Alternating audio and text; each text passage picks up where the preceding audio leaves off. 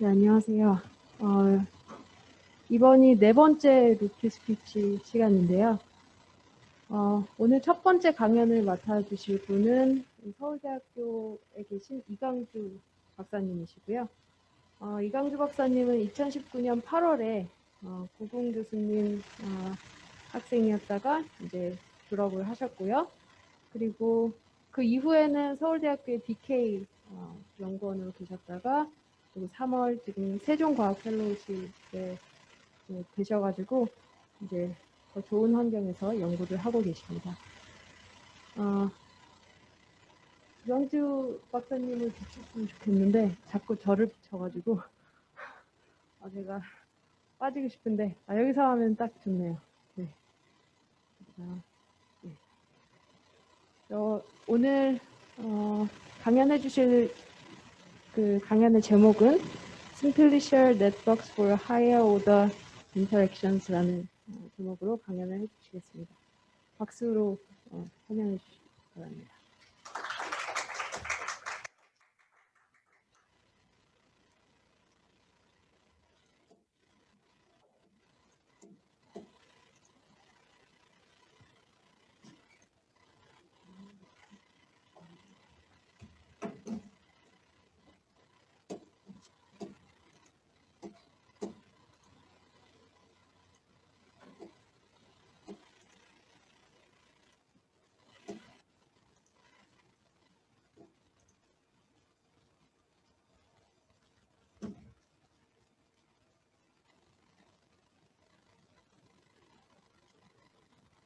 안녕하세요. 저는 방금 소개받은 이강주라고 합니다. 저는 오늘 네트워크 이론과 네트워크 이론의 최신 경향에 대해서 발표하도록 하겠습니다. 우리가 보통 네트워크 하면 다음과 같은 그래프를 이제 떠올리게 됩니다. 이제 그래프는 많이들 알고 계시겠지만 이렇게 점하고 여기 선으로 이루어진 이런 대상을 얘기합니다. 이때 이 선은 두 점이 얼마나 가까운가를 나타냅니다. 그래서 우리가 도서관에서도 많은 책 이름에서 볼 수 있듯이 그래프와 네트워크는 밀접한 관련을 가지고 많이 발전해 왔습니다. 그래서 제가 오늘 다루고자 하는 내용은 이렇게 기존에 많이 연구되어 왔던 네트워크와 그래프의 관계가 아니고 다른 관계에 대해서 얘기해 보고자 합니다. 이제 소셜 네트워크라 그러면 이제 이런 점은 우리가 사람으로 볼 수 있을 거고, 그 다음 이 관계는 두 사람이 얼마나 친밀하냐 이걸 나타내게 될 것입니다. 그래서 이 두 사람이 얼마나 친밀하냐 이걸 나타내는 정도로 우리는 다음과 같은 수단을 사용하게 되는데, 이제 우리가 보통 얼마나 전화를 많이 하느냐, 이메일을 많이 주고받느냐, 이렇게 텍스트 메시지 주고받느냐 이런 걸 가지고 두 사람이 얼마나 친밀하냐 이런 걸 우리가 알 수가 있습니다. 실제로 네트워크 이론에서도 이렇게 메일을 주고받은 기록이 데이터를 분석하는 데 사용되기도 합니다. 여기 이제 맨 왼쪽에 있는 그림을 제가 가져온 거는 이제 1988년도 그래서 이제 전화를 가지고 이제 남녀가 사랑을 주고받고 있는 모습인데요. 이렇게 관계를 같은 거는 이제 남녀 관계가 있을 수가 있고 친구 관계 이런 게 있을 수가 있는데, 저희는 이제 좀 다른 관계를 다뤄보고자 합니다. 이게 그래프를 이용해서 이런 전화나 이제 메일, 메시지 이런 걸 다루었다면 우리는 이제 좀 더 다른 관계를 나타낼 수가 있게 됐는데, 이게 88년인데 불과 10년 전까지만 해도 우리가 주로 이용하는 의사소통의 이제 수단으로 이용했던 게 이 세 가지입니다. 근데 최근에는 이거 말고도 이제 다른 관계를 나타낼 수 있는 그런 수단이 나타났는데, 우리는 이제 보통 둘 사이가 아니고 셋 이상의 관계로 나타낼 수 있는 걸 이제 사용하고 있는데, 그게 이제 우리가 자주 매일 항상 사용하고 있는 카카오톡 이런 그룹 채팅 이런 식으로 이제 사이가 많이 변했습니다. 기존에 이제 둘 사이만 관계만 이제 나타내서 무언가를 기록해낼 수가 있었다면, 이렇게 친구 사이의 관계에서도 이제 기록이 남겨져서 그룹으로 얘기할 수 있는 거고, 그렇게 이제 가족 채팅방 같이 가족끼리의 관계도 기록을 이제 남겨서 우리가 사용할 수가 있게 되었습니다. 이렇게 사회 자체도 변하고 우리가 맨날 사용하는 이런 도구 자체도 변하다 보니까 이에 따라서 네트워크 이론도 같이 변하게 되었는데, 이제 이걸 사용하는 수단으로 이제 제목에 있는 심플리셜 컴플렉스를 사용하게 됩니다. 이게 이제 기존에 이용했던 그래프는 점하고 선 1차원 오브젝트만 있었다면 이제 제목에 있었던 심플리어 컴플렉스, 우리가 이제 수학에서도 자주 듣게 되는 도구인 심플리어 컴플렉스 같은 경우에는 이렇게 삼각형 같은 것도 추가해서 이제 셋 이상 사이의 관계도 이제 표현하게 되겠습니다.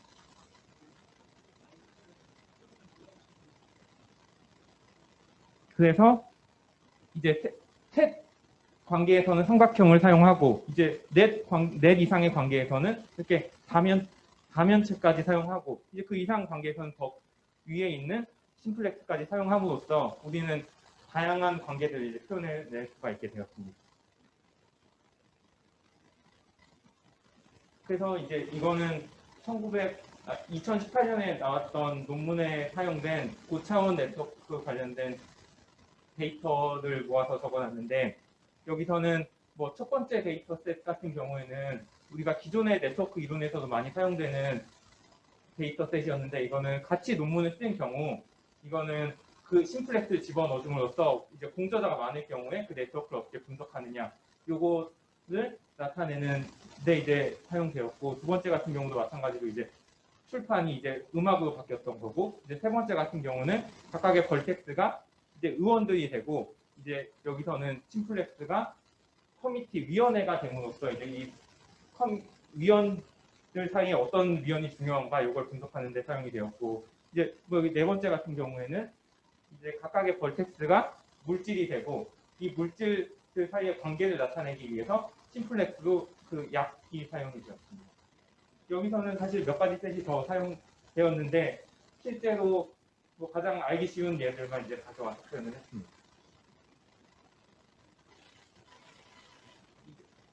이쪽 심플셜 네트워크 관련된 분야는 사실 상당히 최근에 많이 발전을 이루었는데, 여기 맨 위에 적혀 있는 논문 같은 경우에가 2016년이고, 이제 그 밑에 있는 논문들 같은 경우에는 이제 2018년 이후로 상당히 최근에 많은 발전을 이루었습니다. 여기 첫 번째 써져 있는 논문 같은 경우에는 뭐 이름에서도 잘 알 수 있듯이 심플셜 컴플렉스랑 관련된 논문임을 바로 알 수 있는데, 이거는 뭐 첫 번째 논문 같은 경우에는 뭐 브레인 네트워크, 두 번째는 뭐 단백질 네트워크, 세 번째는 이제 새로운 삼각형이 언제 추가될 것인가를 예측하는 논문이고, 이제 네 번째 같은 논문은 뭐 전염병이 어떻게 연관되느냐, 다섯 번째는 우리가 잘 알고 있는 구글의 페이지랭크 알고리즘을 고차원으로 확장한 거고, 이제 그 다음 논문 같은 경우는 이게 프라모토 모델을 심플셜 컴플렉스 버전을 만든 거고, 이제 다섯 번째 그 다음 논문 같은 경우는 서베이 논문이었고, 여기 마지막 논문 같은 경우에는 이것도 그래프 관련해서 많이 연구가 되는 분야인데, 그래프 뉴럴 네트워크에 심플셜 컴플렉스를 적용하면 어떻게 되느냐랑 관련된 논문으로 최근에 상당히 많은 발전을 이룬 분야입니다. 이렇게 다양한 분야에서 심플셜 컴플렉스가 나타나서 연구되고 있습니다. 그래서 이게 사실 각각이랑 흥미로운 분야인데, 최근에 많은 사람들이 관심을 가지고 있는, 그리고 우리가 밀접하게 지금 접하고 있는 환경인 전염병과 관련된 모델에 대해서 살짝 살펴보고자 합니다. 그래서 이 논문, 우리는 지금 전염병 때문에 사실 네트워크가 좀 더 관심을 많이 받았었는데, 전염병은 이제 둘 사이에서 어떻게 전염병이 전달되느냐 이거에 관심이 있기 때문에 에이즈나 뭐 이런 우리가 지금 하고 있는 코비드나 이런 연구에서 많이 사용되었습니다.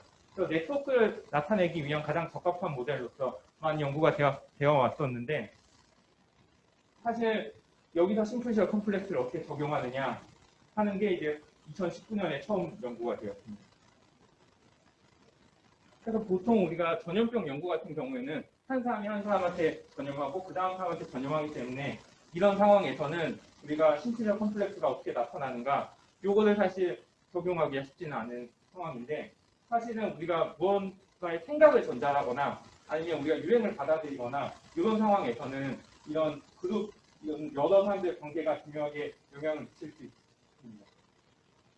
우리가 모르는 두 사람이 어떤 뭐 새로운 유행 관련된 거를 받아들이거나 아니면 뭐 요즘 무선 이어폰 같은 걸 모든 두 사람이 사용하는 것보다 제가 속해 있는 집단에서 두 사람이 뭔가 하고 있을 때 제가 더 받아들이기 쉽다. 이걸 얘기하는 게 이 논문에서 얘기하는 것입니다. 그래서 이게 여기서 F하고 H 이쪽에서 알 수가 있는데 여기 F는 이 두 사람이 연관이 관계가 없을 때의 상황이고 H 같은 경우에는 세 사람이 만났는데 그 세 사람이 서로 알고 있는 경우에는 그 우리가 영향을 받는 정도가 크기 때문에 이렇게 삼각형을 꼭 고려를 해줘야 된다. 이걸 얘기해 주는 것입니다. 그래서 이거는 기존의 전염병이 연구되는 것과는 좀 다르기 때문에 여기서는 에피데믹 라이브 모델이라고 쓰므로써 이 기존에 있었던 전염과 좀 다른 상황으로 이해해야 된다. 이런 식으로 얘기하고 있습니다. 그래서 네트워크, 다시 이제 그래프로 돌아가서 네트워크에서 중요하게 다뤄졌던 문제들을 다시 알아보고자 합니다. 그래서 이제 랜덤 그래프 모델에 대해서 알아보고자 하는데요. 이제 그래프를 연구할 때 가장 쉽게 사용되는 모델로 이건 에어디시 레니 모델, 그냥 랜덤 그래프 뭐 이런 식으로 부르기도 합니다. 그래서 이런 GMP 이런 식으로 나타내는데 여기 N은 벌텍스의 숫자고 여기 P 같은 경우에는 두 벌텍스 사이에 엣지가 있을 확률을 얘기합니다. 그래서 이렇게 두 벌텍스 사이에 엣지가 있을 확률을 P로서 선택함으로써 뭐 결과적으로 그래프가 얻어지게 되는데 이런 식으로 P가 작을 경우에는 이게 스팔스한 그래프를 얻을 수가 있고 P가 큰 경우에는 덴스한 그래프를 얻을 수가 있습니다. 그래서 우리는 이 그래프에서 P에 따른 성질을 알고 싶은 건데 여기서 그래프 이론에서 이런 네트워크 이론에서 가장 중요하게 생각하는 성질 중 하나가 연결성입니다. 그래서 이 그래프가 이미 두 점을 잡았을 때 연결될 수가 있느냐 이게 상당히 중요한 문제 중에 하나인데 그래서 언제 P를 어떻게 잡아야 이 GMP가 이제 연결 그래프가 될 수 있겠느냐 이걸 얘기해 주는 게 이제 다음 부분입니다. 그래서 이거는 그래프 이론에서 고전적으로 많이 언급되는 정리인데 이치론을 여기다 크게 잡았을 때 저기 있는 n분의 로그 n 저것보다 이제 크게 P를 잡기만 하면 여기서 GMP가 커넥티드가 될 확률이 n이 무한대로 감에 따라 1로 가까워지고 이 경계에 n분의 로그 n보다 작았을 경우에는 이게 0에 가까워진다라는 게 1959년도 에어디시가 내는 결과입니다. 그래서 오늘 이제 제목에 있는 것처럼 이걸 심플시와 컴플렉스로 바꾸면 어떻게 될까에 대해서 얘기하도록 하겠습니다. 그래서 이거는 제가 아까 보여드렸던 슬라이드인데 여기서는 두 점 사이에 엣지가 있을 확률이 T였다면 이제 요거는 고차원으로 바꾼다면 이제 뭐 그 다음 차원에서는 세 개의 점 사이에 심플렉스가 있을 확률을 P로 바꿔서 이런 식으로 정의해 줄 수가 있게 됩니다. 이거는 리니어 메시전 모델 뭐 이런 식으로 만든 사람의 이름을 따서 부르게 됩니다. 그래서 아까는 두 점 사이였지만 지금 이 그림에서 이제 세 점 사이에 심플렉스가 있을 확률을 P로서 정함으로써 뭐 이런 식으로 결과적으로 심플시와 컴플렉스를 얻어줄 수가 있습니다.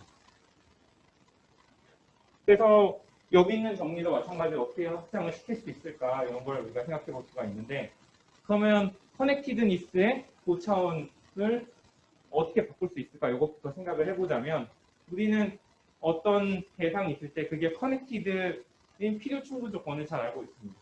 그래서 커넥티드인 것의 필요 충분 조건은 우리가 다른 용어로 그냥 바꿔 써보자면 이거의 베티 넘버가 0이 되는 것과 필요 충분 조건임을 알 수가 있는데 이걸 이용하면 우리는 이 정리를 이제 고차원으로 확장시켜서 생각해 볼 수가 있습니다.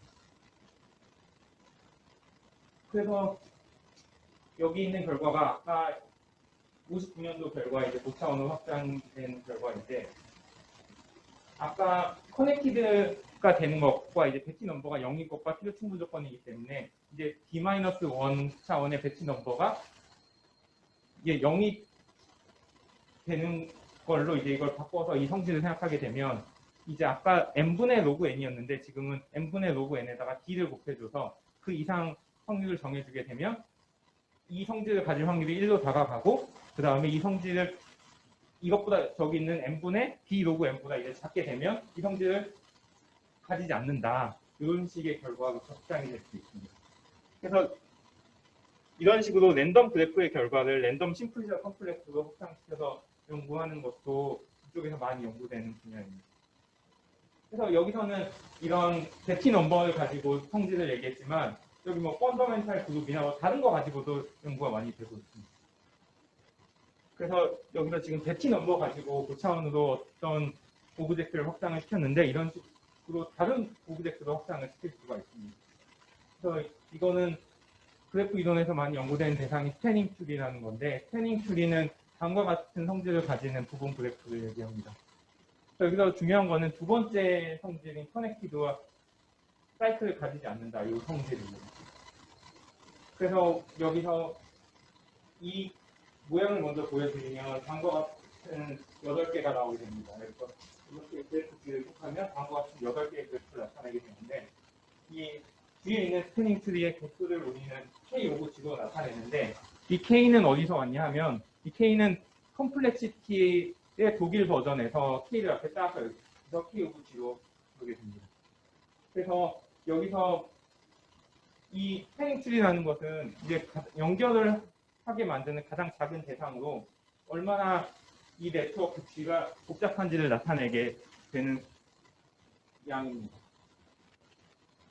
그래서 여기 두 번째 조건과 세 번째 조건을 아까 우리가 확장시킨 것과 비슷한 방식으로 확장시키게 되면 이제 두 번째 조건은 베티 넘버가 0인 것, 0차원 베티 넘버가 0인 것과 필요 충분 조건이고 세 번째 거는 1차원 베티 넘버가 0인 것과 필요 충분 조건이 되게 됩니다. 그럼 우리는 이것도 마찬가지로 9차원으로 다음과 같이 확장을 시켜줄 수가 있는데 그러면 이제 두 번째 조건은 D-1차원, 세 번째 조건은 D차원으로 확장을 시켜서 생각해 줄 수 있습니다.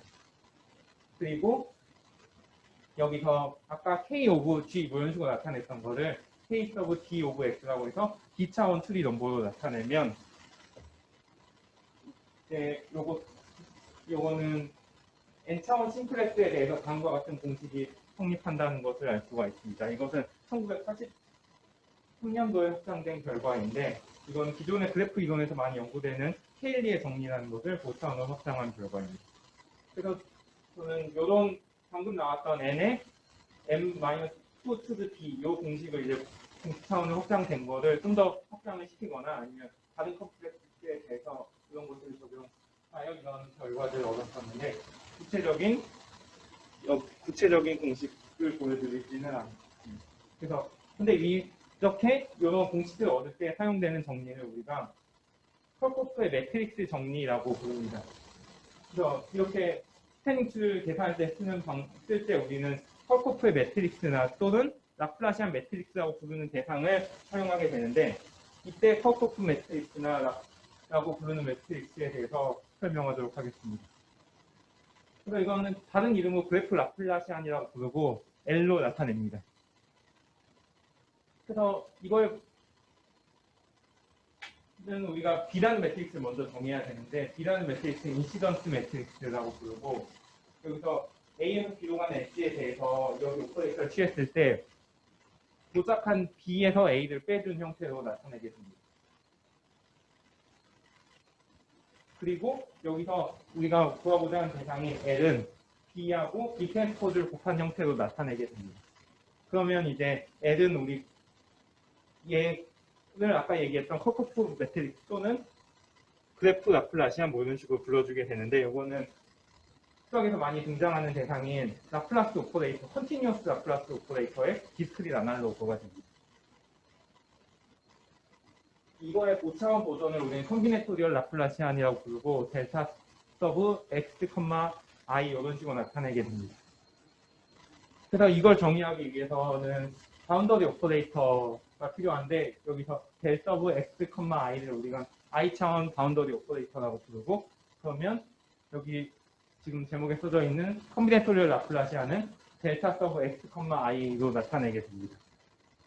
그래서 여기 앞쪽에는 i 플러스 1차원 바운더리 오퍼레이터와 연관된 대상이 나와서 i 차원하고 i 플러스 1차원하고 관계를 나타내주는 대상이 나오게 되고 이제 두 번째 썸에 있는 i 차원의 바운더리 오퍼레이터 같은 경우에는 i 차원과 i 마이너스 1차원의 셀이 어떻게 연관되느냐 이걸 나타내게 됩니다.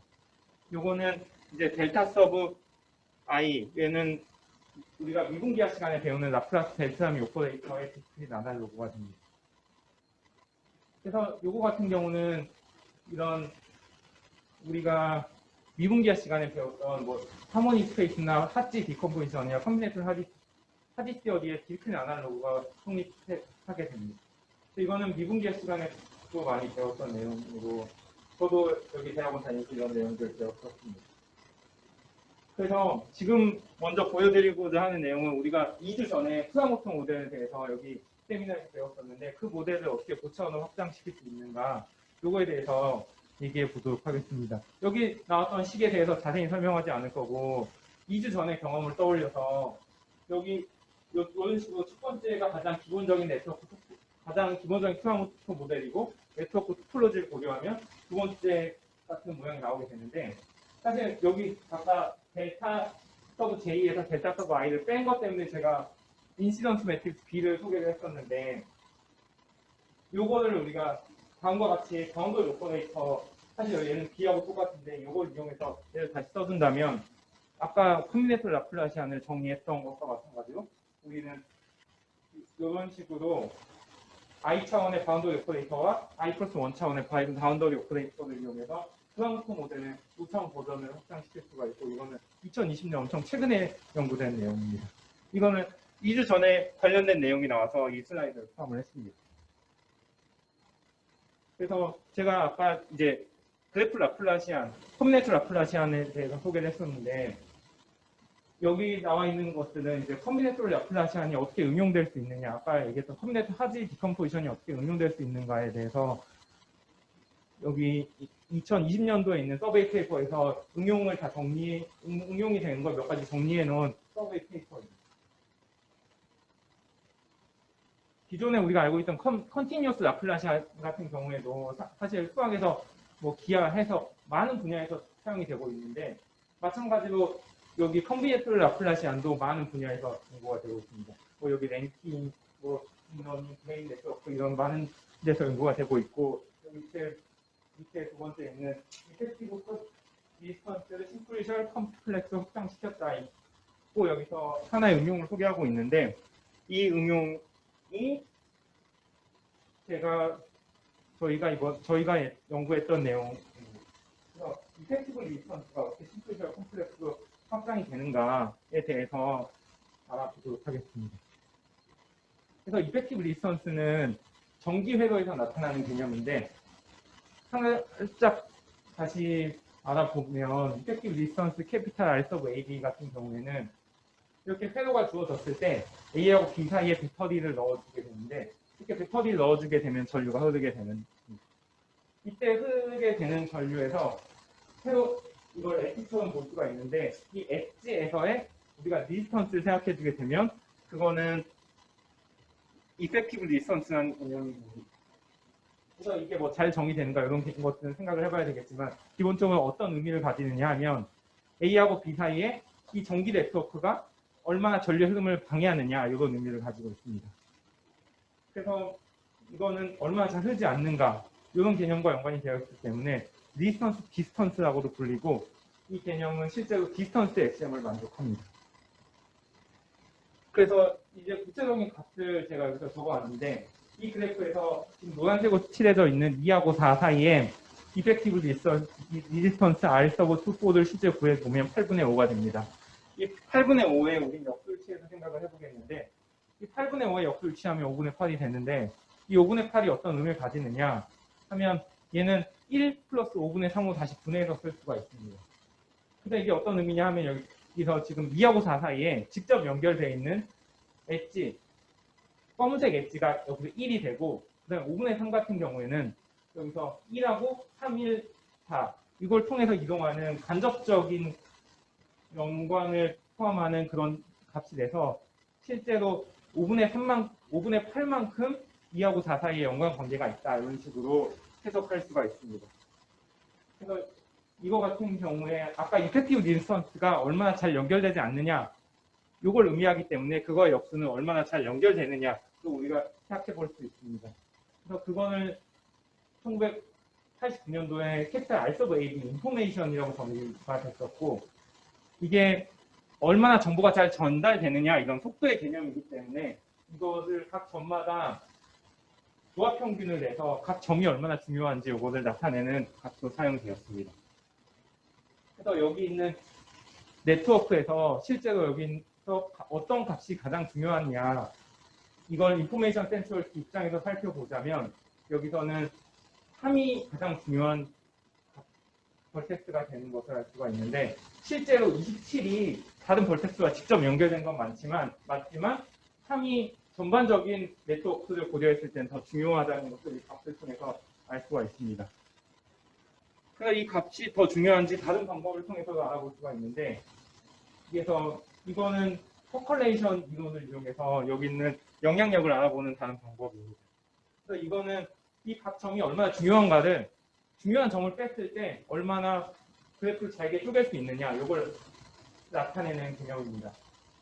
각 점을 빼게 되면 이제 디스커넥트가 되는데, 그 중에 가장 큰 컴포넌트, 이걸 자이언트 컴포넌트라고 부르는데, 그 컴포넌트의 사이즈가 가장 작게 만들 수 있는 애를 빼는 게 중요하겠죠. 그래서 아까 봤던 이그젬플에서 실제로 27하고 3을 뺐을 때 어느 게 더 중요하냐, 어느 게 더 잘게 쪼갤 수 있느냐 생각해 보면, 여기서는 27을 뺐을 때는 딱 봐도 우리가 잘 알 수 있게 그림을 그려놨는데, 27을 뺐을 때는 엄청 큰 게 남아요. 이런 식으로.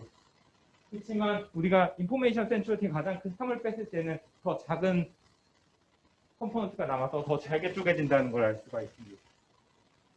그래서 이거는 뭐 이그젬플 말고 다른 이 그래프들을 통해서 확인을 해볼 수도 있는 내용으로, 여기 지금 파란색 그래프가 더 급격하게 줄어드는 것을 알 수가 있습니다.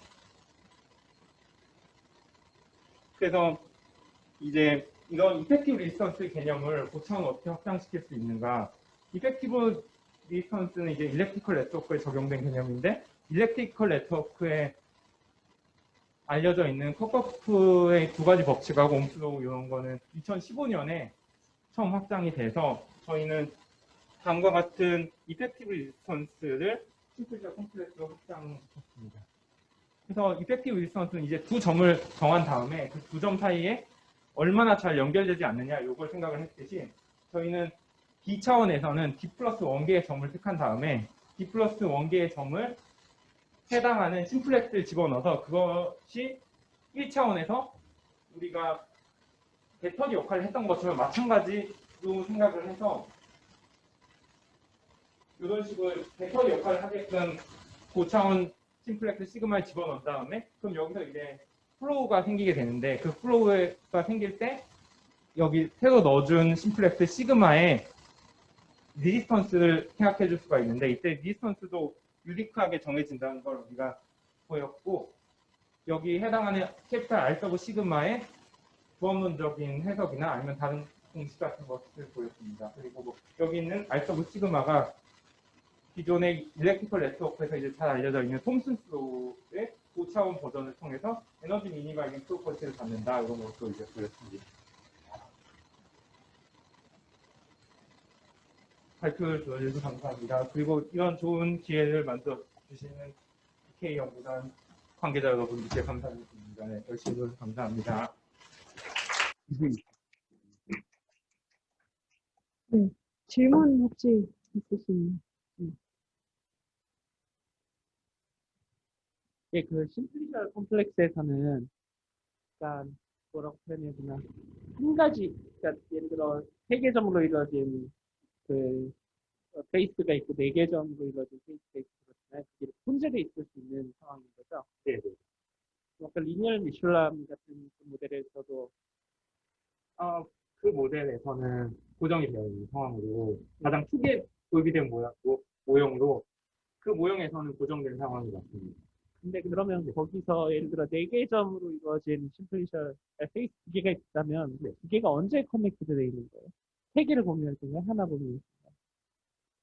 그래서 그 커넥티드의 개념을 사실 여러 방식으로 확장이 될 수가 있는데, 아까 말씀드린 것처럼 호몰로지를 이용해서 확장하는 방법도 있고, 방금 교수님께서 말씀하신 것처럼 이제 삼각형 같은 경우에는 엣지를 공유할 때 이게 커넥티드를 봤다고 보는 경우도 있고, 그 다음에 이제 다면체 같은 경우에는 삼각형을 공유할 때 커넥티드가 됐다고 보고 연구하는 사람들도 있습니다. 근데 호몰로지로 아까 정의한 베트 넘버 그거는 그러면 그런 식의 직관적인 설명은 힘든. 여기서 이 네트워크 이론에서 목적을 확장한 건 아니고 이랑 수학에서 K 커넥티드니스라고 해서 원래 기존의 이상수학 이론에서 많이 연구되고 있고 그런 테스트의 개념을 직접적으로 이용했다기보다는 여기서 우리가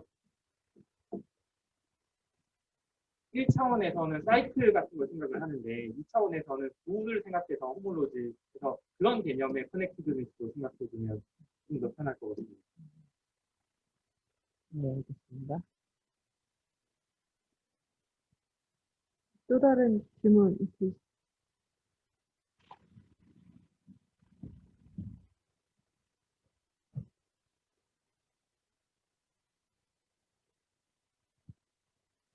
네, 강연 잘 들었습니다.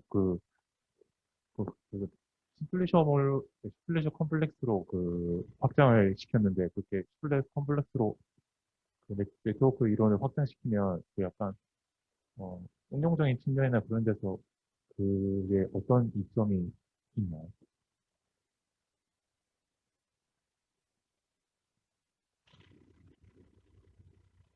우선 2점을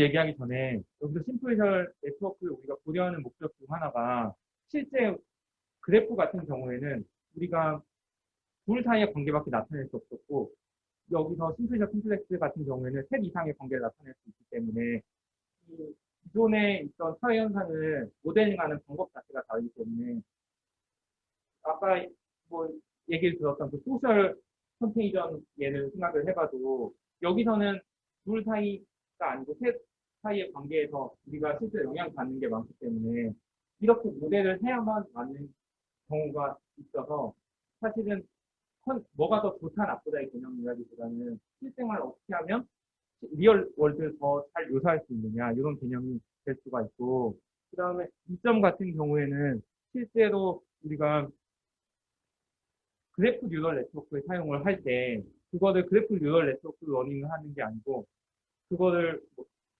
이제 적자가 있으면 그걸 삼각형으로 트라이앵글레이션 시킨 다음에 그 다음에 그걸 러닝을 함으로써 기존에 있던 러닝을 좀 더 잘 되게 하고 있는 결과들도 최근에 나오고 있습니다. 그 점이 그냥 심플래셔 컴플렉스 안 넘어가고 그냥 그래프 티오리에서 그냥 프로젝트랑 그 볼티스 정의해서 그렇게 정의해도 상업형이나 관계는 다를 수 있을 것 같은데, 그거를 심플리시 컴플렉스로 가져오면 그게 뭔가 좋나, 좋은지 궁금해가지고, 그렇죠.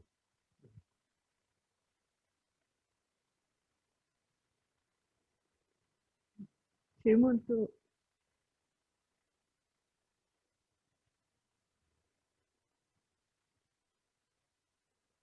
어, 제가, 저도 질문 하나. 지금 보면은 이 그래프 티어리에서 그 벌텍스가 파이나이트에 있는 상황 지금 다 하고 계신 거죠? 혹시 그 벌텍스가 예를 들면 현실 세계에서는 사실 너무 이렇게 그 인터랙션 하는 것들이 많아서 사실은 거의 인피니티랑 거의 비슷한 현상이 나타날 수 있을 것 같은데 혹시 그런 것도 고려를 하시는지. 이번에 그래프 이론에서는 인피니트 그래프에서 랜덤 워크나 이런 것도 많이 연구를 했었는데 아직 심플리어 컴플렉스에서는 그런 관계까지는 연구는 안 되고 있습니다. 네, 알겠습니다. 그 그래프에서 아까 그래프 라플라시안 있잖아요. 그러면 그거에 뭔가 그래프 라플라시안의 그 스펙트럴 성질이나 이런 게 그 그래프 위에서 랜덤워크랑 그 깊은 관계가 있는 걸로 알고 있는데 그 심플리셜 컴플렉스로 그 라플라스 오퍼레이터를 아까 확장하신다 그랬잖아요. 거기에서 그 라플라시안이 갖고 있는 무슨 뭐 예를 들어 스펙트럴 갭 같은 게 갖고 있는 의미가 있나요? 혹시? 그러니까 그 그래프에서 라플라스 오퍼레이터의 그 가장 작은 아이겐 밸류는 가장 작은 아이겐밸류라기보다는 그 1에서 제일 가까운 그 친구는 그 그래프의 연결성, 그 익스펜딩 하는 그 프로퍼티를 잘 묘사하는 걸로 알고 있는데, 심플리셔 콤플렉스에서 라플라스 오퍼레이터 비슷한 뭐 그런 설명이 있는지. 그래서 방금 말씀하신 대로 여기서도 먼저 랜덤 워크 같은 경우는 이제 두 가지 방식으로 정리가 되는데, 이제 i 차원의 경우에는 i-1 차원의 페이스를 쉐어하는 경우하고, 그다음에 그 위에 차원의 페이스를 쉐어하는 경우하고 해서 랜덤 워크를 정리를 한 다음에, 마찬가지로 이제 해당하는 엘리먼트가 거기 있을 때는 연결이 되는 거고 안 되는 거고 이런 식으로 해서 랜덤 워크를 정리할 수가 있고, 그 다음에 거기는 아이겐밸류하고 방금 말씀하셨던 그 익스텐딩 프로퍼티하고 연결되는, 그래서 연구하는 결과들이 최근에 많이 나오고 있는 것 같아요. 예, 알겠습니다. 혹시 또 다른 질문 없으시면, 좋은 강연 해주신 이장주 박사님께 박수 한 번만 부탁드립니다.